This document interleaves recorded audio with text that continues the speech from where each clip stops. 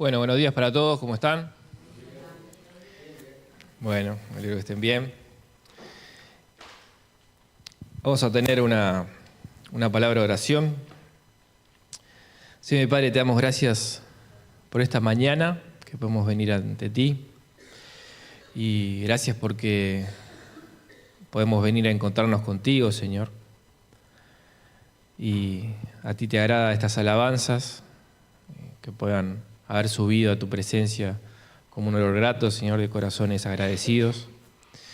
Y ahora, Padre, te rogamos por este tiempo de tu palabra, que pueda ser tu Espíritu Santo obrando en nuestra mente, en nuestro corazón, para darnos el entendimiento, Señor, para transformar nuestra vida a la imagen de tu Hijo Jesucristo. Padre, que edifiques a tu pueblo, que consueles, que afirmes, que fortalezcas a tu iglesia, a tu rebaño. Te lo pedimos en el nombre de Jesús y tú recibas toda la gloria. Amén.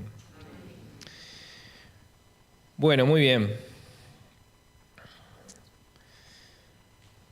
Vamos a tener una presentación allí, que le voy a pedir a Lucas, si puede estar.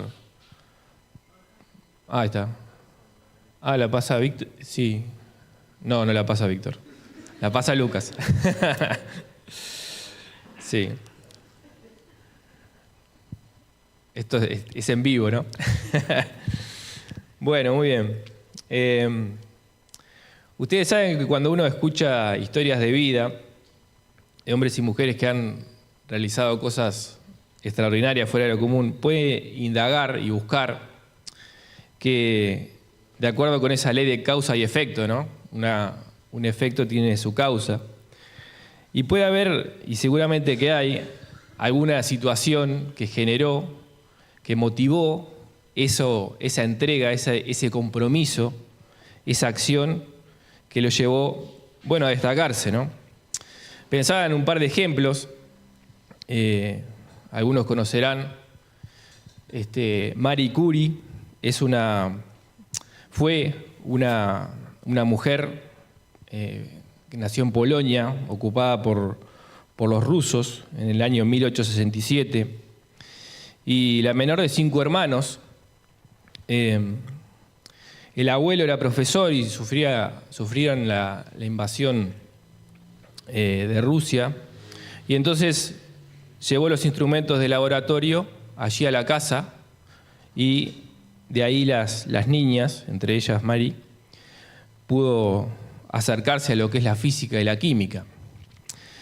Y ella sufrió un duro golpe de la muerte de su madre, su hermana, y así como más adelante después, la resistencia que encontró en la Francia donde ella se mudó para reconocer sus logros en investigación, ¿no? Porque ella fue científica, investigadora. Y sin embargo nada de esto la detuvo. A pesar de toda la adversidad, ella siguió trabajando. Como resultado ganó 2 premios Nobel y múltiples reconocimientos alrededor de su carrera, insistiendo y siendo la precursora de lo que es la radioactividad. O sea, todos conocemos las placas radiográficas, radiológicas, ¿no? Cuando te hacen una placa, ella fue la que impulsó esa investigación. Y en ese momento no se sabía nada de esto, de que era malo para la salud la sobreexposición. Entonces ella llevaba los tubos de ensayo, los llevaba así en el bolsillo, y claro, sin saber de que eso generaba una afectación para el cuerpo. Y tanto el esposo, que también estuvo en la investigación, como ella murió a los 66 años, producto de todos esos efectos nocivos de la salud. Y cuando en Francia quisieron honrarlos, ahí tenemos, la anterior, ahí está. En Francia quisieron honrarlos, lo trasladaron a un cementerio especial de Francia, y todavía tenía altos niveles de radiación, los cuerpos de los dos, porque lo midieron. El otro caso que pensaba era Thomas Alva Edison, allí, que asociado con el tema de la electricidad, las lamparitas, ¿no? No fue él el que descubrió la electricidad, pero sí el que hizo muchos avances que llevaron a poder utilizar ese descubrimiento de la electricidad para los hogares, ¿verdad? Y ustedes saben que cuando venía de una familia muy humilde, a la edad de 8 años, en la escuela no le iba muy bien. Y fue calificado, fíjense, como alumno estéril e improductivo. Así, eso fue el juicio que le mandó el maestro para la madre. Se lo mandó en un sobre, le mandó al niño, a Tomás, le mandó: Tomás, llévalo a tu madre. Y en ese sobre decía eso, ¿no? Que él era estéril e improductivo y que lo expulsaban de la escuela, ¿no? Así nomás. La madre, al leer esa nota, lo que le dijo fue a él que era demasiado inteligente para la escuela y que lo iba a educar ella misma, que era una mujer muy culta, ¿no? Bueno, esta situación impactó y se lo recordó toda la vida a él, porque después leyó la nota, ¿no? Y la madre cómo reaccionó. Y bueno, y él fue una persona muy prolífica en su vida, llegando a patentar 1093 inventos, 1093 patentes, o sea, más de 1000 patentes registradas a su nombre, y la última a la edad de los 83 años. Falleció a los 84, fíjense, ¿no? Bueno, también podemos pensar en el caso del apóstol Pablo. El apóstol Pablo, aquel que se convirtió yendo en ese camino a Damasco, y era ese fariseo fervoroso, ferviente, que con violencia y amenazas, ¿no?, se oponía al cristianismo, porque él pensaba que era toda una amenaza para la fe, para el judaísmo. Y de aquel que era el principal opositor y que asolaba las iglesias, se transforma en su principal defensor e impulsor. O sea, una conversión completa y total, ¿no?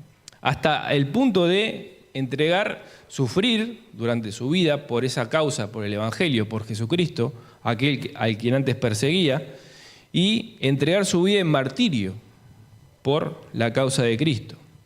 Eso es exactamente lo que encontramos en la vida del apóstol Pablo.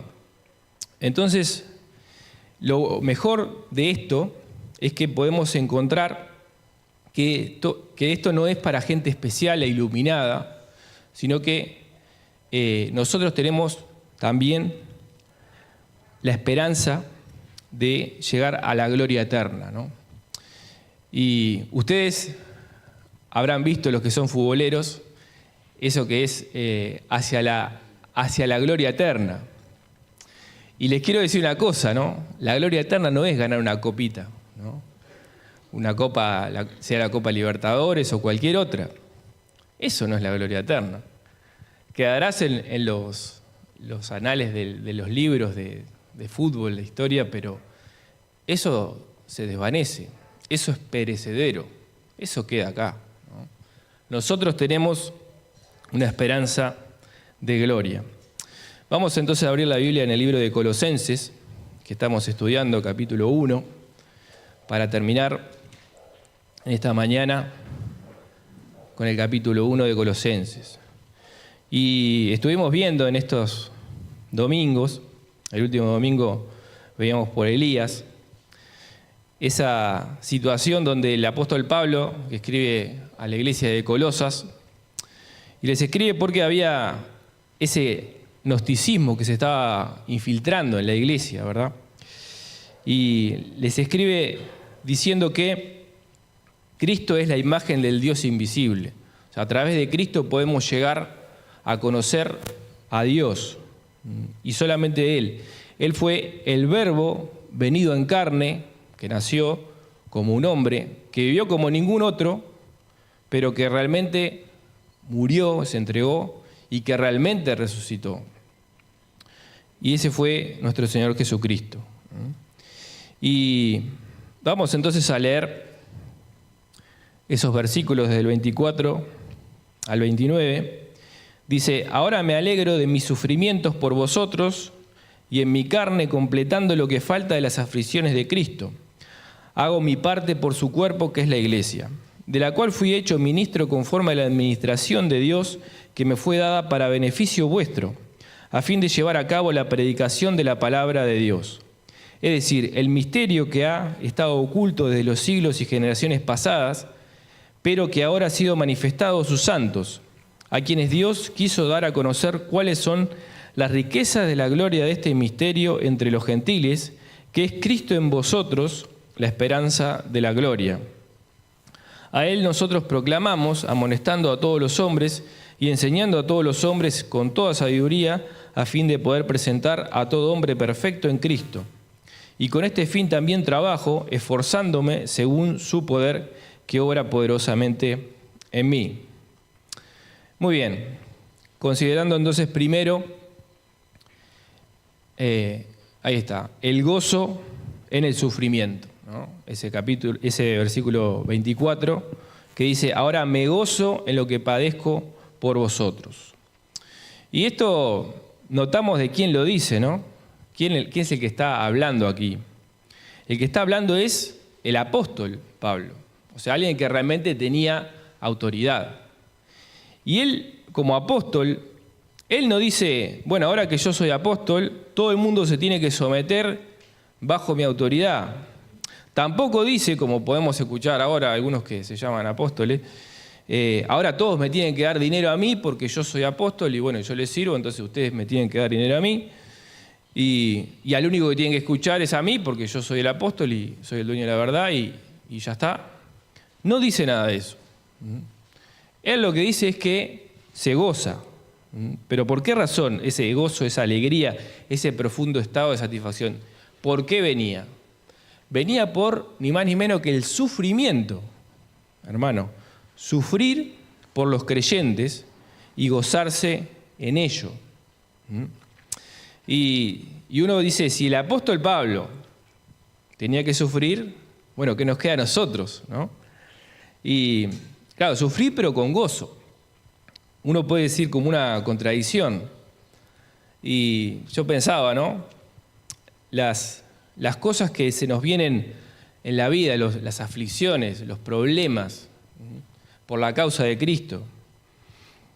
Lo normal es que uno reaccione con trauma, con queja, con dolor, con abatimiento, resentimiento, amargura, ira, enojo, depresión, rabia, todas las formas de reacciones negativas humanas. En cambio, el apóstol Pablo reaccionaba a todo eso que le venía por la causa de Cristo. Recuerden, por ejemplo, cuando fue apedreado por predicar y estaba muerto allí, y sin embargo se levantó y al otro día fue para otra ciudad a seguir haciendo lo mismo. Es decir, no había cómo pararlo, ¿no? Y entonces, ¿cómo? ¿Era un superhombre? ¿Era un Superman? No, era un hombre de carne y hueso, pero sí estaba lleno del Espíritu Santo, lleno del Espíritu de Dios. El libro de Santiago, capítulo 1, versículo 2, nos dice, hermanos míos, tened por sumo gozo cuando os halléis en diversas pruebas, sabiendo que la prueba de vuestra fe produce paciencia, mas tenga la paciencia su obra completa, para que seáis perfectos y cabales sin que os falte cosa alguna. Y si alguno tiene falta de sabiduría, pídala a Dios, el cual da a todos abundantemente y sin reproche, y le será dada. Entonces, hermano, cuando te halles en prueba, en una situación en el medio de la cual humanamente te podrías sentir, ya está, estoy... Bueno, es la provisión de Dios para que vos crezcas, ¿no? Y buscar a Dios, doblar la rodilla, ¿no? Y ahí encontrarás el poder para vencer. Después otra cosa que añade a esto es que Él participa en las aflicciones por el cuerpo de Cristo. La anterior, ahí está todavía. Participar en las aflicciones del cuerpo de Cristo, o sea, de la iglesia. Y eso también nos enseña mucho a nosotros, porque la iglesia no es un lugar para el cual uno solamente viene para sentirse bien, para encontrar paz, ¿no? Que bueno, que es así, ¿no? Uno viene para buscar a Dios, para sentir el consuelo de los hermanos, sí, eso es así. Pero no siempre esperes que todo va a salir re bien. Hay un sufrimiento asociado a estar en comunidad, a seguir el camino que Dios nos tiene, ¿no? Para el apóstol Pablo era así. O sea, las iglesias le causaban un dolor. ¿Por qué? Porque él sentía un amor por los hermanos, una sincera preocupación por ellos. Y entonces no era indiferente a la carga que tenía por las iglesias. No era, bueno, que se arreglen, yo les prediqué, me fui y que se arreglen como puedan. No, él tenía esa carga, ese peso, esa responsabilidad.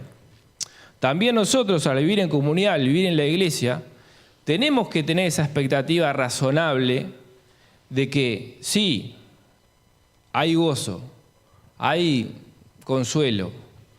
O sea, no es que la iglesia es un calvario, no. Pero también tenés que tener la expectativa razonable de que hay cosas que vas a tener que soportar, hermano. Es así. La Biblia lo dice, Efesios 4:1. Yo pues ruego en el Señor, os ruego que andéis como es digno de la vocación con que fuisteis llamados, con toda humildad y mansedumbre, soportándoos con paciencia los unos a los otros en amor, solícitos en guardar la unidad del Espíritu en el vínculo de la paz. Es decir, guardar la unidad del Espíritu en el vínculo de la paz no significa que yo me voy a sentir recontra bien, en plena felicidad, y así voy a poder guardar la unidad del Espíritu. No. Significa que yo voy a tener que soportar con paciencia. Y ustedes también a mí. O sea, va a haber cosas, hermano. Es así. No tengamos una expectativa ilusoria, irracional, que, no, pero fulanito me defraudó y le pongo la cruz, ¿no? Mi abuelo decía así, ¿no? Le pongo la cruz, ya está, me defraudó, nunca más. No, no podemos ser gente así, hermano. ¿Quién es perfecto como para que nunca le puedan poner a alguien una cruz? Jesús, solamente Jesús. Y el resto de nosotros vamos a tener que perdonar y vamos a tener que ser perdonados. Por eso dice, con toda humildad. Eso es lo que nos falta muchas veces, hermano. Realmente, si nos ponemos la mano en el corazón, somos orgullosos. Y no queremos dejar el orgullo. Y entonces, ahí se nos complica. El apóstol Pablo tenía ese gozo en el sufrimiento y participaba de las aflicciones por la iglesia porque entendía esto. Y nosotros también debemos entenderlo. Santiago 1:19 dice, por esto, mis amados hermanos, todo hombre sea pronto para oír, tardo para hablar, tardo para airarse, porque la ira del hombre no obra la justicia de Dios. Y esto lo dice Santiago para toda la iglesia. Y entonces, cuando haya una situación, y sin duda que la va a haber, bueno, como que poner el freno, ¿no? O sea, no explotar, no ser como la térmica, ¿no? Le saltó la térmica, ¡paf! Saltó la térmica enseguida. No, tranquilo.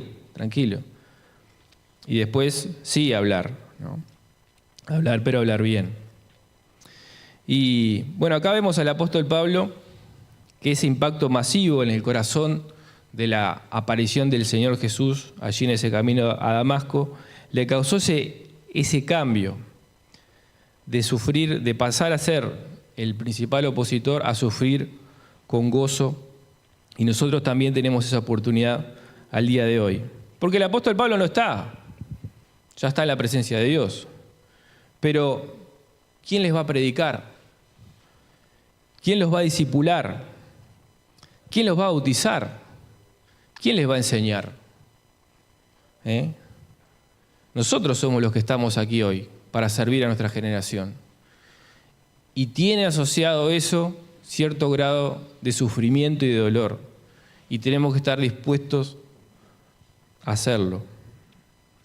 2 Corintios 4:17 dice, porque esta leve tribulación momentánea produce en nosotros un cada vez más excelente y eterno peso de gloria. Esta es la carrera que el apóstol Pablo corría y que nosotros también debemos de correr para aprovechar realmente nuestro tiempo en la tierra. Ahora sí vamos a la segunda.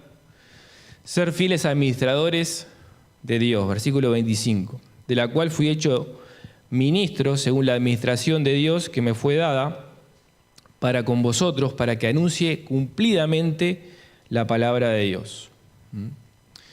O sea, sufrir por la iglesia es algo que el apóstol Pablo sabía y practicaba. Pero lo segundo es el concepto de ser un administrador de Dios. Cuando dice ministro, que fui hecho ministro, la palabra es diáconos, que es de donde viene la palabra diácono, que significa simplemente siervo, un siervo, alguien que sirve. Y cuando dice administración, la palabra griega es la que lleva la idea de mayordomía, es decir, el gobierno de una casa, pero no de la casa propia, sino que uno administra algo que le pertenece a otro. Y entonces lo que expresa Pablo, como apóstol de Jesucristo, es que él es un siervo, un servidor de Dios, que administra la iglesia de Dios, pero con fidelidad, algo que no le pertenece a él, sino que es de otro Señor, es del Señor, evidentemente, ¿no? 1 Corintios 4:1 dice: así pues ténganos los hombres por servidores de Cristo y administradores de los misterios de Dios. Ahora bien se requiere que de los administradores que cada uno sea hallado fiel. Lo primero que vemos es ser un siervo de Cristo. Ser un siervo de Cristo. El apóstol Pablo era alguien con autoridad.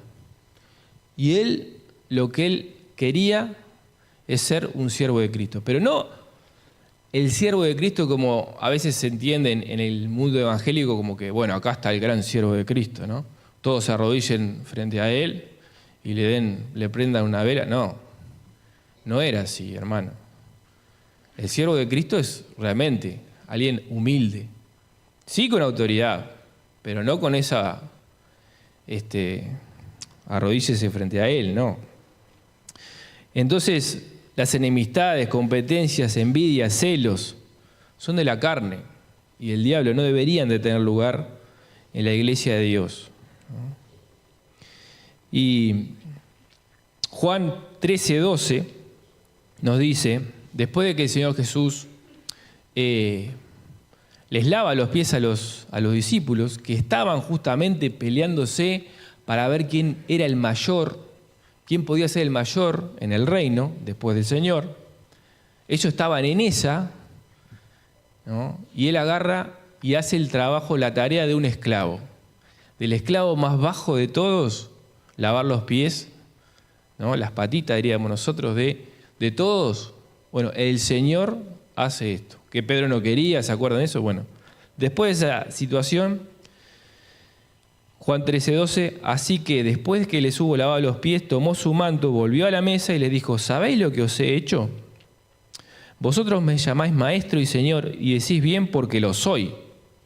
Pues si yo, el Señor y el maestro, he lavado vuestros pies, vosotros también debéis lavaros los pies unos a los otros. Y esto no es para una aplicación literal de que ahora nosotros, bueno, alguien traiga una palangana y empezamos literalmente a lavarnos los pies. ¿De qué se trata? Se trata que no podemos venir a decir, no, yo soy más grande que vos y compito contigo. No estamos para eso, hermano.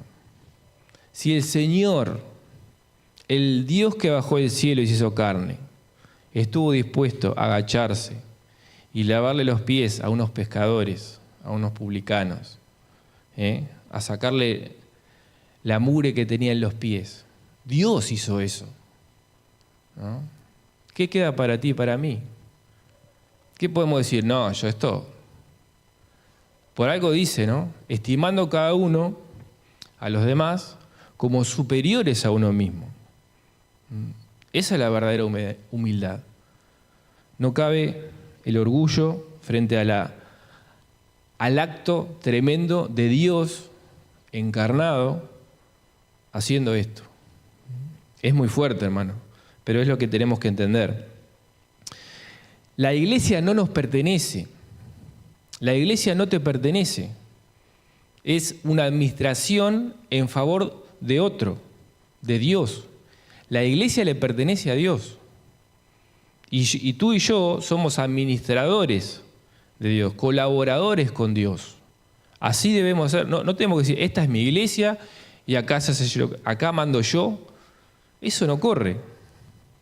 El apóstol Pablo tenía bien claro: fieles administrando lo que le pertenece a nuestro Señor. Y anunciar cumplidamente la palabra de Dios. Cumplidamente. ¿Qué significa eso de cumplidamente?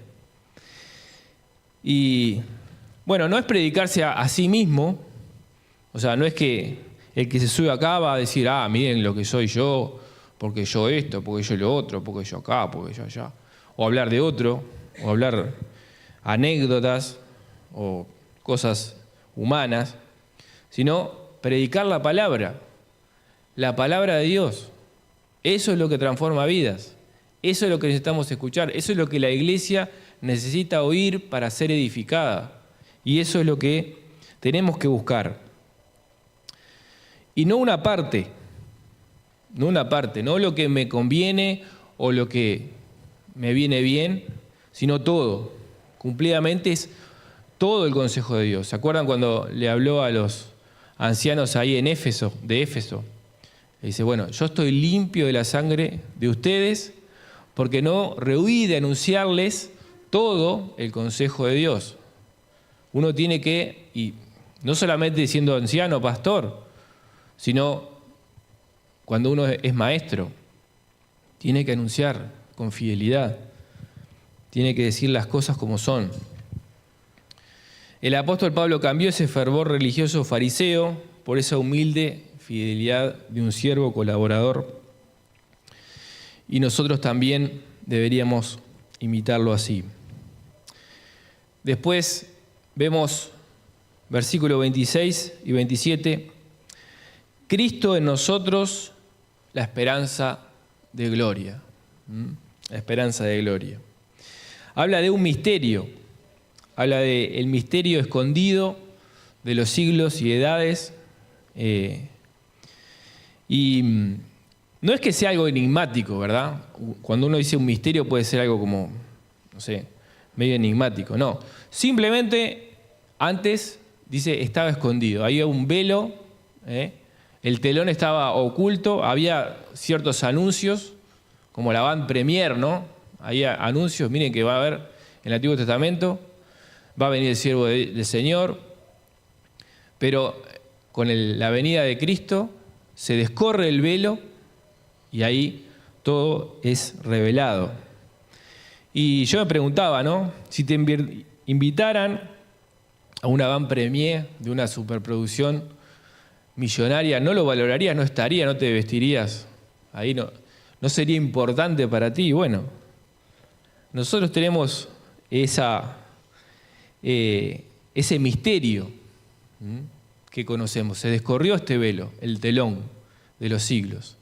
Y en ese monte Calvario se pagó el precio de nuestra redención. Entonces deberíamos de valorar, conocer, el privilegio de conocer este misterio, que Cristo pagó por nuestros pecados. También, Cristo en nosotros es la esperanza de gloria. Y primero considerar esta parte, ¿no? Cristo en nosotros. Cristo en nosotros.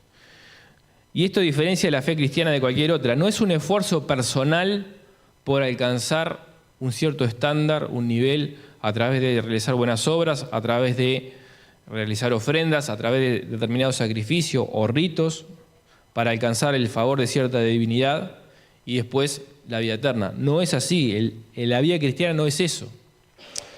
La vida cristiana es que Dios viva en ti y en mí.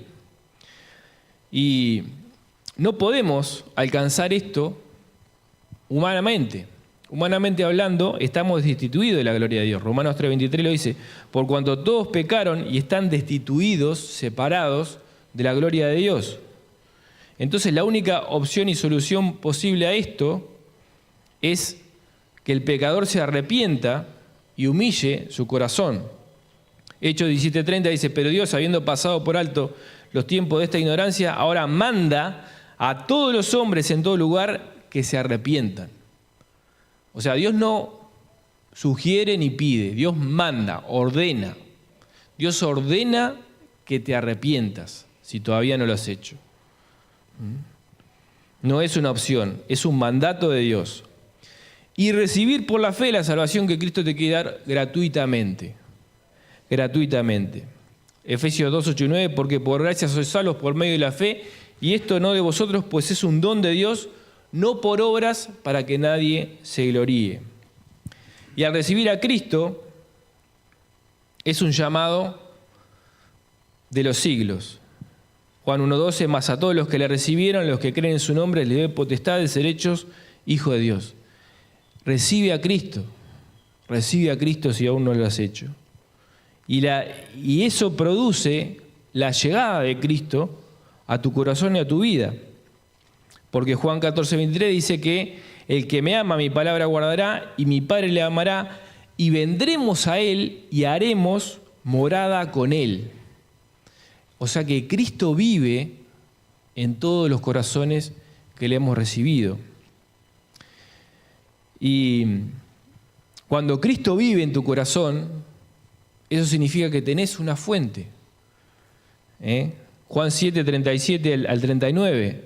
En el último y gran día de la fiesta, Jesús se puso el pie y alzó la voz diciendo: si alguno tiene sed, venga a mí y beba. El que cree en mí, como dice la Escritura, de su interior, ¿qué pasará? Correrán ríos de agua viva. Y bueno, eso es precioso, hermano. Tanto individual como colectivamente, tenemos que ser fuentes. Esas fuentes de las que brota esos ríos de agua viva. Cristo en nosotros es la esperanza de gloria. Si Cristo está en nosotros, tenemos el sello, le pertenecemos. Efesios 1 lo veíamos allí hace algunos meses. Fuimos sellados cuando creímos con el Espíritu Santo de la promesa. Y le pertenecemos. Ese sello, ese Espíritu Santo, es las arras de nuestra herencia. Y de esa manera, entonces, si Cristo no vive en ti, no hay nada que puedas hacer, hermano. O sea, venir a la iglesia no te va a salvar. Hacer obras no vas a pagar el precio. O sea, si no resolviste el problema de tu pecado, no hay solución posible. Porque Mateo 7, cuidado que dice, no todo el que me dice Señor, Señor, entrará.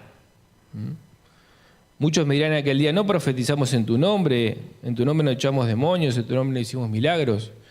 Y dice: entonces le declaré, nunca os conocí, apartados de mí, hacedores de maldad.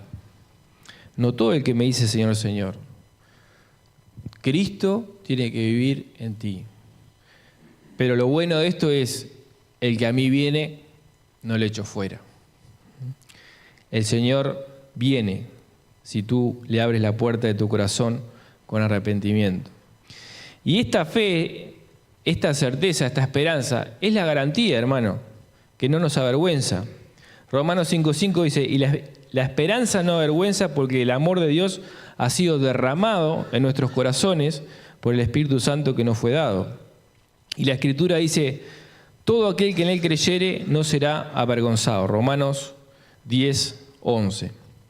Entonces, el apóstol Pablo pasó de pelear así a brazo partido en contra de la fe cristiana, en favor de depositar toda esperanza en Cristo. Y como Cristo habitaba en su corazón, entonces ahí eso todo cambió. Y eso también tenemos que, tú y yo, imitar esto, ¿no? Que podamos, tú y yo, hermano mío, aplicar Isaías 12:3. Sacaréis con gozo aguas de las fuentes de la salvación. Necesitamos sacar de ese manantial. Versículo 28. El cuarto punto. Ahí está. Progresar hacia la perfección en Cristo. aprender hacia la perfección. Porque dice, a quien anunciamos amonestando a todo hombre y enseñando a todo hombre en toda sabiduría a fin de presentar perfecto en Cristo Jesús a todo hombre.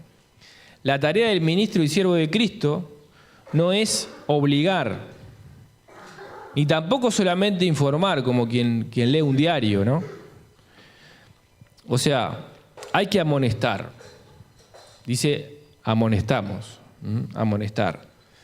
Es decir las cosas con cierto celo y con cierta vehemencia, como quien sabe que algo grave se viene y que puede ser librada la persona con la palabra, amonestar. Amonestar y enseñar la verdad y la persona de Cristo. Eso es lo que nosotros tenemos que hacer. No nos predicamos a nosotros mismos, no nos prediquemos a nosotros mismos. ¿Sí? No somos nadie. No nos levantemos a nosotros mismos. Que Dios sea el que nos levante. Porque si lo hacemos, Dios se va a encargar de bajarnos. Proverbios 18:12 dice, antes del quebrantamiento se eleva el corazón del hombre y antes de la honra es el abatimiento. Yo prefiero humillarme y que Dios me levante a levantarme y que Dios me humille. Creo que tú también. Y dice que hay un tema de perfección. Vieron que dice presentar perfecto en Cristo Jesús a todo hombre. Y esa sabiduría que desciende de lo alto causa esto, te perfecciona. Entonces, hermano mío, una reflexión personal, ¿no? ¿Podés ver en tu vida ese efecto bendito de la palabra de Dios transformando tu vida al carácter perfecto de Cristo? No es al carácter mío ni de otro, es al carácter de Cristo. O no significa que uno pierde su esencia, su personalidad, uno tiene fuimos todos creados diferentes, ¿verdad? Pero tenemos temas de carácter. Alguno es, yo qué sé, demasiado impulsivo, otro es demasiado, no sé, lo contrario, etc. Pero Cristo es el carácter perfecto. Y la sabiduría que viene de lo alto, que está en la palabra, aplicada a nuestros corazones, nos transforma. Entonces, podemos decir, sí, yo he venido creciendo, o no. O tenemos que reconocer, bueno, en realidad, yo soy así y no cambio y ya está. No es así, hermano. No es así. Dice allí, presentar perfecto en Cristo Jesús a todo hombre. Es decir, esa es la meta, ser transformado a la imagen de Cristo. No podemos seguir igual, pasan los años y todo sigue igual. Y yo sigo siendo caprichoso, y yo sigo siendo orgulloso, y a mí no me cambia nadie. No es así. Si eso pasa, cuidado. Porque Santiago 1:22 dice, pero sed hacedores de la palabra y no tan solamente oidores, engañándoos a vosotros mismos. Ojo con el autoengaño, pensando que por hacer un ritual, por venir a la iglesia, por ejemplo, solamente, ¿no? Y por escuchar, eso son cosas necesarias, pero hay que aplicar lo que se escucha. Si viene de los hombres, es un consejo nomás, se toma o se deja. Pero si viene de Dios, el consejo de Dios no lo dejes pasar, hermano. Hay que aplicarlo para que suceda eso que está allí. Para que Dios te perfeccione. Dios te quiere y me quiere perfeccionar a la imagen de Cristo. Sigamos entonces aprendiendo. El objetivo es mejorar, ser transformado. 2 Corintios 3:18 está allí, dice, por tanto nosotros todos mirando a cara descubierta como en un espejo la gloria del Señor, somos transformados de gloria en gloria en la misma imagen como por el Espíritu del Señor. Y Filipenses 1:6, estando persuadido de esto, que dice que el que comenzó en vosotros la buena obra, la perfeccionará hasta el día de Jesucristo. Tenemos que ver, se tiene que notar nuestro mejoramiento. Porque es Dios que lo hace. A no ser que nosotros mismos lo estemos frenando. Bueno, no lo frenemos, hermano. Dios quiere hacerlo. Siguiente. Por favor, ahí está. Versículo 29, trabajar según la potencia de Dios, para lo cual también trabajo. Todo esto de la esperanza de gloria, de la realidad de Cristo viviendo en nuestros corazones, del crecimiento de su palabra, que imprima el carácter de Cristo en nosotros, nos tiene que llevar a la acción. Nos tiene que llevar a la acción. O sea, no sería sano el activismo, ¿sí? El estar todos los días haciendo cosas, pero sin crecimiento personal en la palabra, sin crecimiento personal en el carácter. No sería sano y no es la idea. Tampoco es sano tener mucha información en la cabeza, pero no aplicarla, que no nos lleve a la acción. Por eso dice el apóstol Pablo, para lo cual también trabajo. O sea, el apóstol Pablo trabajaba, ¿sí? Trabajaba, pero no con sus propias fuerzas, no como antes. Porque antes sí trabajaba y hacía cosas, y perseguía a la iglesia, y asolaba a la iglesia, y respiraba amenazas y violencia, y eso era Saulo de Tarso antes. Pero ahora trabajaba así, se esforzaba, pero no como antes. Porque las fuerzas tuyas y mías no son suficientes en esta tarea, sino que son suficientes la fuerza de Dios. Dice allí, la palabra que dice potencia, es energía, de donde viene energía, ¿sí? Y la idea es que es algo interno, es una energía interna. Es decir, la potencia de Dios está en ti y en mí. Estaba en el apóstol Pablo, era el Espíritu Santo de Dios viviendo allí y está disponible para nosotros hoy. Juan 7:38 dice que en mí, como dice la Escritura, de su interior correrán ríos de agua viva. Y yo ponía la imagen de una represa hidroeléctrica, porque justamente, ¿no?, la idea del agua y de la energía. Y tenemos nosotros esa energía de Dios. No nos dio Dios espíritu de cobardía, sino de poder, de amor y de dominio propio. Pero claro, tenemos que saber, ¿no?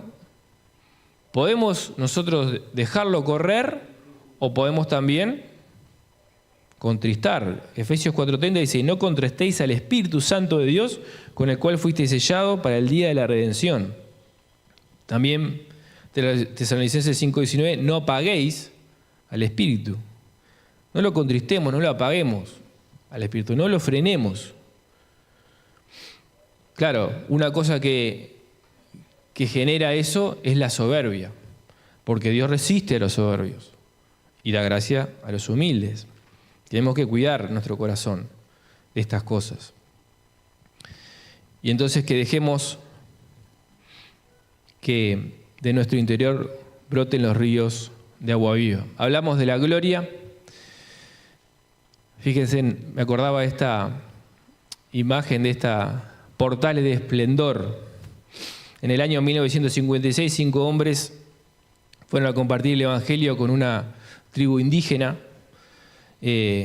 aborigen, que vivían en guerras entre ellos y con otras tribus, matándose, y apasionados por Cristo, van y se acercan y terminan muriendo a manos de ellos. Pero la historia no terminó allí. Esos 5 hombres que entregaron su vida murieron.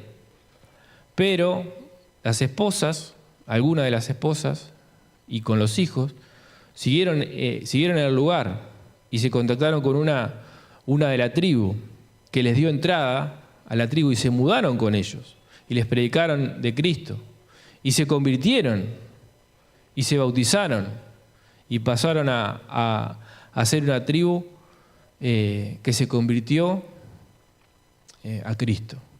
Y una de ellas Elizabeth Elliot hizo ese libro Portales de Esplendor. Y uno dice, cuando los diarios de la época decían, qué desperdicio, ¿no?